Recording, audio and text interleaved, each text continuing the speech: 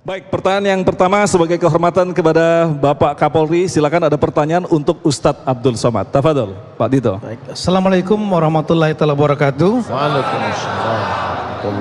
Yang saya hormati Sobil Baut, tentunya Ustadz Arifin Ilham, yang kita cintai bersama Ustadz Abdul Somad, serta segenap majelis Azikro yang insya Allah dirahmati oleh Allah Subhanahu Wa Taala. Amin. Mungkin pertanyaan saya agak sedikit umum. Kita melihat bahwa ada beberapa negara yang penduduknya Muslim ini terjadi gejolak, seperti di Syria, kemudian di Afghanistan, di Irak, di Yaman, bahkan ada beberapa lain mungkin di Mesir tempat juga Pak Ustadz pernah sekolah juga ada gejolak yang sama. Yang ironis bagi kita adalah konflik itu terjadi antara Muslim dengan Muslim lainnya. Negara Indonesia inilah negara yang sangat besar, yang penduduknya dengan jumlah Muslim terbesar di dunia. Nah, pertanyaannya mungkin apakah kemungkinan konflik seperti Syria, di Irak, di Afghanistan bisa terjadi di Indonesia? Kalau mungkin terjadi, bagaimana kita bisa mencegahnya, dan bagaimana kira-kira khususnya selaku Polri, Kapolri, kepolisian dapat bisa mengatasinya dalam rangka mencegah itu. Terima kasih. Assalamualaikum warahmatullahi wabarakatuh. Terima kasih, Pak Dito. Silakan, Ustaz. Apapun bisa saja terjadi, maka dalam Al-Quran dikatakan in ja'akum fasiqun binaba'in, kalau datang orang bawa suatu berita, fatabayyanu, klarifikasi. Oleh sebab itu yang selalu membuat kita tidak baik adalah komunikasi yang tidak baik. Alhamdulillah kita bisa duduk bersama dalam satu majelis. Antara saya dengan Ustadz Arifin Ilham tidak boleh ada orang lain yang merusak hubungan kami. Ketika ada isu menyampaikan ke saya, Ustadz Somad, Ustadz Arifin Ilham ngatain Ustadz, katanya untuk apa Ustadz penakut, nggak berani istri dua. Tentu saya klarifikasi. Saya langsung datang. Apa benar Ustadz mengatakan demikian? Kata Ustadz Arifin Ilham, memang benar. Tentu ada. Begitu juga dengan ini. Alhamdulillah kita bisa duduk bersama satu majelis, sehingga ada percikan-percikan api cepat kita padamkan. Jangan sampai dia seperti bom waktu yang siap meledak. Jangan sampai seperti api dalam sekam, maka dapat diselesaikan. Maka salah satu yang kita lakukan adalah tabayyun, klarifikasi. Yang kedua, kepastian hukum tentang yang tidak pasti dipastikan. Banyak WA masuk ke saya yang minta supaya langsung tanya ke Bapak dengan macam-macam pertanyaan. Ustadz Somad, tolong tanyakan kenapa Es Lilin ditangkap, Es Kobar enggak, macam-macam pertanyaan. Ini tidak bisa saya jawab, saya katakan, dan ini mesti ada dari Mabes menjelaskan. Dan kalau itu dijelaskan dengan seksama, saya kira apa yang terjadi di sana, ada pihak ketiga yang merusak hubungan. Apalagi kita, di samping kita adalah Islam, tapi di samping itu juga kita budaya timur, budaya komunikasi yang baik, budaya Melayu, budaya adat istiadat kita. Malah kita lebih unik. Kalau di sana negara yang besar terpecah menjadi kecil-kecil, menjadi 22 negara Arab, justru kita uniknya, kita adalah kerajaan Melayu-Melayu. Dari atas kerajaan Aceh turun ke bawah Sumatera Utara, 4 kerajaan Melayu Langkat, Melayu Delhi, Melayu Serdang, Melayu Asahan, masuk turun ke bawah, kemudian Melayu Siak Sri Indrapura, Melayu Indragiri, Melayu Riau Lingga, Melayu Pelalawan, turun ke bawah lagi Melayu Palembang, Melayu Jambi, sampai kerajaan Bengkulu, Lampung, dan semua itu menyatu menjadi negara kesatuan Republik Indonesia. Untuk itu insya Allah kalau ini kita jaga, kita pelihara, wa ma kana Allahu liyu'adzibahum wa anta fihim, azab tidak akan turun kalau Muhammad ada di tengah kalian. Wa ma kana Allahu mu'adzibahum wa hum yastaghfirun, dan musibah itu tidak akan ada selama kita beristighfar. Dan setiap hari, petang, pagi, siang dan malam, anak-anak tahfiz Quran di Az-Zikra ini beristighfar. Karena itulah insya Allah negeri ini akan tetap aman dan damai. Amin ya rabbal alamin. Allahu Akbar. Artinya dalam proses tabayun ini kita tidak buru-buru sekaligus menyebarkan hoax yang justru mengeruhkan suasana. Itu mungkin yang dimaksud tadi. Jangan suka menyebar hoax, karena nanti orang yang suka menyebar hoax walaupun amalnya baik, nanti dia akan masuk ke dalam surga, tapi surganya juga hoax. Baik, terima kasih. Pertanyaan untuk Ustadz Arifin Ilham. Surga. Baru dengar ada surga. Ustadz Arifin, ibadah dalam bentuk apa yang dimaksud dengan tidaklah aku ciptakan jin dan manusia kecuali untuk beribadah kepadaku? Artinya tugas utama hidup di dunia ini adalah pengabdian kepada Allah. Karena itulah yang menjadi dasar semua aktivitas kita. Kita bekerja, profesi apapun, Arifin sebagai dai, beliau sebagai Kapolri, tugasnya ngabdi pada Allah. Jabatan, amanah. Tujuannya ridho Allah. Peranannya sebagai khalifah. Pedomannya Al-Quran. Teladannya Nabi Muhammad Sallallahu Alaihi Wasallam. Orientasinya ingin selamat di akhirat. Alatnya apapun yang Allah amanahkan pada kita adalah alat untuk mencapai keridhaan Allah dan beribadah maksimal di jalan Allah. Jabatan alat, bukan tujuan. Popularitas alat. Beliau dikasih popularitas, beliau jadikan sebagai alat dakwah. Arifin diberi kesenangan zikir, ini menjadi alat dakwah, mengajak sebanyak-banyaknya. Alat, jabatan alat, pistol alat, harta alat, semuanya menjadi alat. Alat dakwah. Kenapa? Karena Allah tujuannya, teladannya Rasulullah SAW, dan orientasi kita ingin selamat di akhirat. Dunia ini secuil sebentar, jangan tertipu dengan permainan dunia ini. Itu yang buat orang beriman pede berjalan di muka bumi. Ibadur rahmanil ladzina yamsuna al-ardi hauna wa idza khatabahumul jahiluna qalu salama wal ladzina yabituna li rabbihim sujada wa qiyama. Hamba-hamba yang dekat dengan Ar-Rahman itu berjalan di muka bumi ini penuh dengan percaya diri, tapi dengan rendah hati. Dan kalau diejek, dihina, difitnah, dia mengucapkan salam, semoga Allah menyelamatkan kalian. Dan karakter mereka, ciri khas mereka, tengah malam mereka habiskan waktunya berlama-lama sujud dan lama-lama berdiri di hadapan Allah. Pertanyaan yang berikut yang akan dijawab oleh Ustadz Abdul Somad, menyikapi banyaknya perbedaan dan perselisihan di kalangan ulama sekarang ini, bahkan dipertontonkan di media televisi, justru membuat bingung masyarakat umum. Mohon saran dari Pak Ustadz, silakan. Suatu ketika Imam Syahid Hasan Al-Banna masuk ke dalam masjid. Di masjid orang sedang bertengkar di bulan puasa tentang tarawih. Yang satu mengatakan tarawih mesti 11 rakaat. Kalau lebih dari 11 rakaat maka bid'ah, wa kullu bid'atin dalalah wa kullu dalalatin finnar, masuk neraka. Yang satu mengatakan tarawih tidak sah kalau 11 rakaat, mesti 23 rakaat. Siapa yang melaksanakan kurang dari 23 rakaat bukan tarawih. Lalu Syekh Al-Hasan Al-Banna nanya, sholat tarawih itu hukumnya apa? Sunat. Kelahi dalam masjid hukumnya apa? Haram. Gara-gara yang sunat kalian kelahi dalam masjid. Yang mau melaksanakan 11 rakaat silakan ikut Nabi Muhammad SAW. Nabi melaksanakan 11 rakaat. Kenapa 11 rakaat? Waktunya nggak cukup. Karena rakaat pertama surat Al-Baqarah 2 juz 4 lembar. Sedangkan pada masa Umar bin Khattab, umat tidak sanggup tegak lama, maka diangkatlah imam namanya Ubay bin Ka'ab. Kata Umar, Ubay ayatnya jangan panjang-panjang, satu malam 1 juz saja, tapi rakaatnya ditambah menjadi 20, tambah witir 23 rakaat. Oleh sebab itu kata para ulama, maka tarawih itu pilihannya 2. Kalau ayatnya panjang, rakaatnya dikit. Kalau ayatnya pendek, rakaatnya banyak.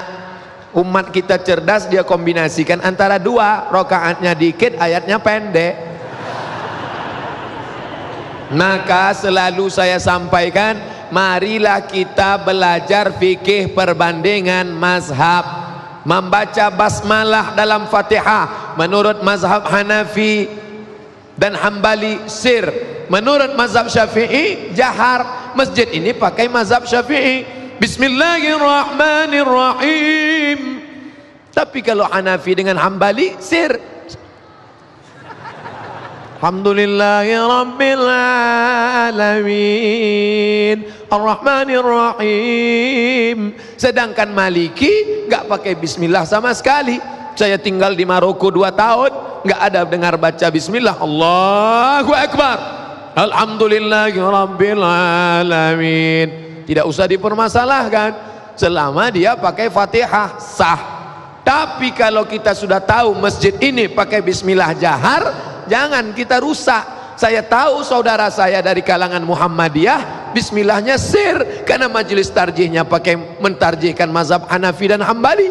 Maka saya 2 tahun ceramah di masjid Muhammadiyah, nggak pernah sekalipun mau jadi imam. Setiap kali diminta, Ustadz silakan maju, atuk. Karena ingin menjaga persatuan. Wallahu a'lam bishawab. Baik, terima kasih Ustadz Arifin. Mohon dijelaskan kaidah-kaidah dalam bertabayun. Subhanallah walhamdulillah, seorang mukmin dia diberi oleh Allah keindahan pemahaman. Kita diciptakan oleh Allah posisi mulut di tengah-tengah nih, di antara 2 mata, 2 telinga, dan otak di sini. Ini artinya apa? Lihat dulu. Dengar dulu. Dengar 2 pihak. Lihat 2 belah pihak. Lalu pikirkan baik-baik. Baru bicara. Fakir qabla an ta'jima. Pikir baik-baik sebelum kita bicara. Orang beriman itu hemat dalam bicara, sehingga tidak gampang diprovokasi karena dia cerdas. Az-zihnu, walaupun berbeda kecerdasan biasa dengan az-zihnu. Az-zihnu itu kecerdasan buah hadiah dari Allah karena ia sering sujud di hadapan Allah berlama-lama. Az-zihnu adalah kecerdasan menyelesaikan urusan dunia dalam hidayah Allah. Arifin ulang, az-zihnu adalah kecerdasan menyelesaikan urusan dunia dalam hidayah Allah, buah dari mujahadahnya sujud lama di tengah malam. Az-zihnu, sehingga dia selamat. Kita apa saja ditelan, apa-apa kita share. Arifin setiap dapat berita, Arifin tabayun, Arifin tanya, gimana ini? Benar nggak ini? Benar nggak ini? Oh, fitnah. Ini Bapak Kapolri. Segala berita tentang Arifin tanya langsung ke beliau, benar? Tentang Habib, Arifin tanya langsung ke Habib, ini benar? Selamat. Ini ada fitnah baru buat Arifin. Itu istri Ustaz Arifin itu udah 4. Wah, Arifin nggak marah. Ini fitnah yang Arifin tunggu-tunggu. Harus diaminkan begitu, Gey, ya. Baik, Masya Allah. Ustadz Abdul Somad, apakah dalam melaksanakan visi dan misi Muslim, kita menggunakan kendaraan politik dibenarkan dalam agama? Berpolitik dalam agama. Sab'atun yuzilluhumullah, 7 manusia yang akan dapat naungan Allah. Yauma la zilla illa zilluh. Hari itu tidak ada naungan kecuali naungan Allah. Saat itu tidak lagi ada atap masjid. Wa takunul jibalu kal ihnil manfus. Gunung-gunung, bukit-bukit seperti bulu kambing yang dihembus angin. Di mana tempat kita bernaung, tapi ada yang dapat naungan. Yang pertama dapat naungan bukan ustadz. Yang pertama dapat naungan itu siapa? Imamun adilun, pemimpin yang adil. Makanya kalau engkau punya bakat politik, jangan berkoar di luar, calonkan dirimu, perbaiki umat dengan kekuasaan. Allahumma rzuqna imaman adila, berikan kami pemimpin yang adil. Seandainya doamu makbul, dan doa itu cuma 1 saja, kata Imam Ahmad bin Hanbal yang dikutip oleh Syekh Yusuf Al-Qaradawi, seandainya doamu makbul dan doa itu cuma 1 saja, jangan kau minta istri solehah karena yang menikmatinya hanya kau saja, tapi mintalah pemimpin yang adil. Dengan itu seluruh negeri akan merasakan ketenangan, kenyamanannya. Jadi masalah orang muslim, dia mesti pentingkan politik. Dalam kitab Fiqhud Daulah min fiqhid daulah, fikih negara. Ketika engkau mencoblos, saat kau tusuk kertas itu, paku ke kertas, saat itu kau sedang bersaksi di hadapan Allah, aku hamba Allah bersaksi, orang ini layak menjadi pemimpinku di masa akan datang. Gunakan telinga, dengar berita baik-baik, pasang mata, lihat, awasi, dan jangan lupa renung pikir, solat istikharah. Usolli sunnatal istikharah politik lillahi ta'ala. Setelah itu pilihlah ibu.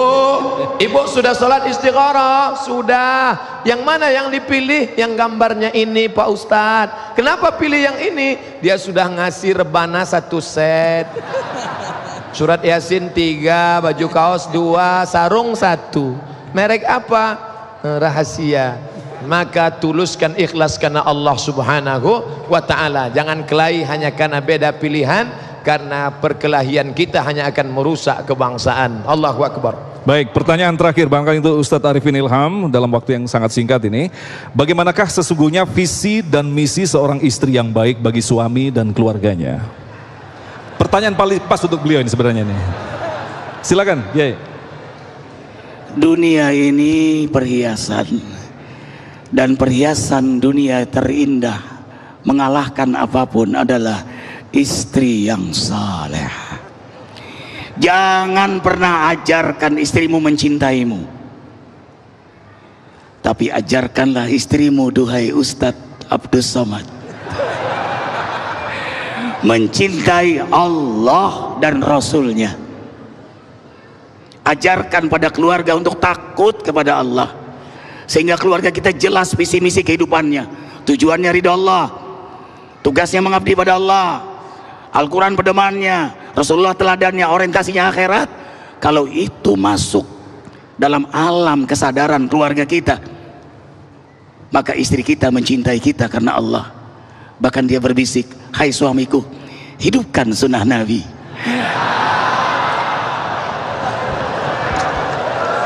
Masya Allah. Ustadz ada tanggapan Ustadz? Ustadz senyum-senyum, barangkali ada tanggapan, silakan, tentang istri yang baik dan soleh. Apa ada minat untuk menambah 1, 2, 3 lagi? Nazarta ilaiha saratka. Kalau kau pandang kepada dia, hatimu tenang. Kalau kau lihat dia, hatimu tenang. Itulah yang diakui oleh sebagian sahabat-sahabat kita. Alhamdulillah Pak Ustadz, saya kalau ngelihat dia hati saya tenang. Istrimu? Enggak, istri teman saya. Iza amartaha ata'atska. Kalau engkau perintah dia, kau ajak dia, dia patuh kepadamu. Patuh saja dia. Tolong tanda tangani materai 6.000, patuh dia. Yang ketiga, idza ghibta, kalau engkau pergi, dijaganya rumahmu, dijaganya anakmu, dia tidak selingkuh, dia tidak jadi pelakor, dan kau pun tidak jadi senior. Apa itu senior? Senang istri orang. Maka insya Allah damailah dunia ini. Masya Allah. Angkat semua tangan di masjid tercinta, di rumah, dimanapun berada. Angkat semua tangan. Hakul yakin, satu doa diijabah, semua diijabah. Alhamdulillahirabbil alamin. Allahumma salli wa sallim ala Rasulillahi sallallahu alaihi wasallam wa ala alihi wa ashabihi wa man tabi'ahu bi ihsani ila yaumiddin.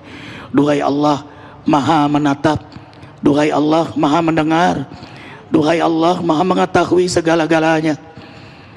Engkaulah yang menggerakkan kami dari tengah malam, qiyamul lail, berjamaah di rumahmu, zikir. Allahu Akbar. Kau perlihatkan hamba-hamba yang kau beri hidayah. Kau tuntun kami duduk bersama ulama, umara, umat, seluruh kaum muslimin muslimat yang menyaksikan. Semua adalah iradah qudrahmu. Tidak ada yang paling kami inginkan dalam setiap gerak kami ini, kecuali engkau merahmati kami dengan ampunanmu. Ampunilah seluruh dosa kami, dari mulai akil balik hingga engkau muafatkan kami. Ampunilah seluruh dosa kedua orang tua kami, guru-guru kami, keluarga, anak, cucu, keturunan kami, seluruh jamaah zikir, seluruh umat Nabi Muhammad Sallallahu Alaihi Wasallam. Selamatkan saudara kami di Palestina, di Afgan, di Irak, di Suriah, di Mesir, di Yaman, di Afrika Tengah, di Uighur Cina, di Kashmir India, di Rohingya Myanmar, di Patani Thailand, di Moro Filipina, wa jamil mujahidin, wa ja'alna minhum ya rabbal alamin. Ya Allah, berkahilah negeri kami di pilkada tahun ini ya Allah. Kau hadirkan pemimpin-pemimpin yang saleh, yang bertakwa kepadamu, teladan bagi kami, mengajak kami takut kepadamu. Berkahilah TNI Polri kami dengan kesolehan, ketaatan kepadamu, dan membawa keberkahan untuk negeri kami tercinta. Hasbunallah wa ni'mal wakil, ni'mal maula wa ni'man nasir, la haula wa la quwata illa billahil aliyyil azim. Sama-sama, Rabbana atina fid dunya hasanah wa fil akhirati hasanah wa qina adzabannar. Jangan lupa zikir akbar bulan depan tanggal 14 Rajab 1 April. Subhanakallahumma wa bihamdika asyhadu an la ilaha illa anta astaghfiruka wa atubu ilaik. Kami banyak salah. Arifin mewakili ulama, Ustadz Abdul Somad, mewakili Bapak Kapolri, mewakili semuanya. Tentu dalam hidup banyak kesalahan. Insya Allah terus diperbaiki keadaan kita. Wabillahi taufiq wal hidayah. Wassalamualaikum warahmatullahi wabarakatuh.